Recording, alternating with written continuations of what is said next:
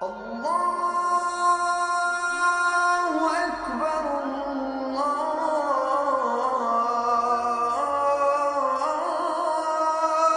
أكبر. أعوذ بالله السميع العليم من الشيطان الرجيم. بسم الله الرحمن الرحيم. السلام عليكم ورحمة الله وبركاته. When it comes to resistance, there is one type of resistance which, once again, it's essential when it comes to the Islamic teachings. It's about oppression. And while Muslims should be clear about the fact that their dignity is embodied or translated into two dimensions. The first one has to do with their freedom. The second has to do also with their knowledge. Knowledge and freedom are the two dimensions that are explaining the dignity of human being. Now, if there is a government, if there is a society or a culture oppressing you, preventing you from thinking, preventing you from speaking, preventing you from moving, this is where, in the name of your principles, in the name of your understanding, you have to resist. This is unacceptable. So any type of oppression. So when it comes to this, you can understand here that this oppression, the way you have to deal with it, the way you have to resist, has to do with protecting your freedom to think, protecting your freedom to express yourself, protecting your freedom of moving around. And this is where today we see that it is not going and it's not happening.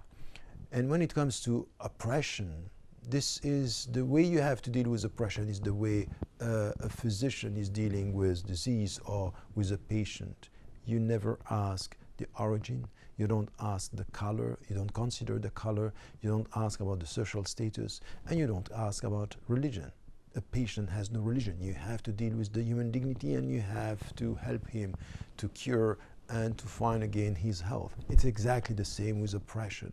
We are not on the side of the oppressed because they are Muslims. We are on the side of the oppressed because they are oppressed against any type of oppression, and sometimes against Islamic powers that are oppressing the people. So we are on the side of the oppressed, and this is also something which is so important. It has to do with freedom and it has to do with the dignity of human being. Umar ibn al-Khattab said, مَتَى اسْتَعْبَدْتُمُ النَّاسِ وَقَدْ وَلَدَتْهُمْ أُمَّهَاتُهُمْ أَحْرَارًا.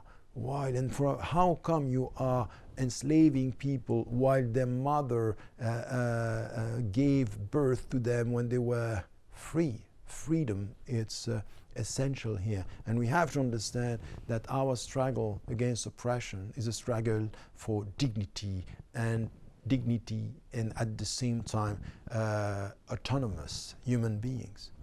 The other side of the equation here is also about the way we deal with it within the society. All structures of oppression we have to try to dismantle. The structural way we deal with oppression within the society when it comes to discrimination, rejection, injustices, and when also it has to do with the world order. When you see societies oppressing others and putting them in a situation where there is no dignity, there is only economic oppression and cultural oppression and not only political oppression. So from where we are, it's important to nurture the sense of resisting the world the way it is, and resisting all types of oppression in the name of freedom.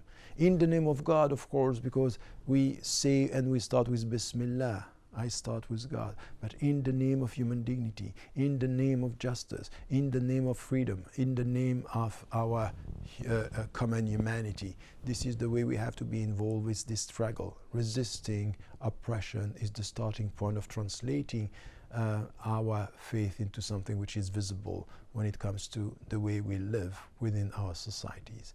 Remember to tell the people you love that you love them. Life is fragile. Assalamu alaikum wa rahmatullahi wa barakatuh.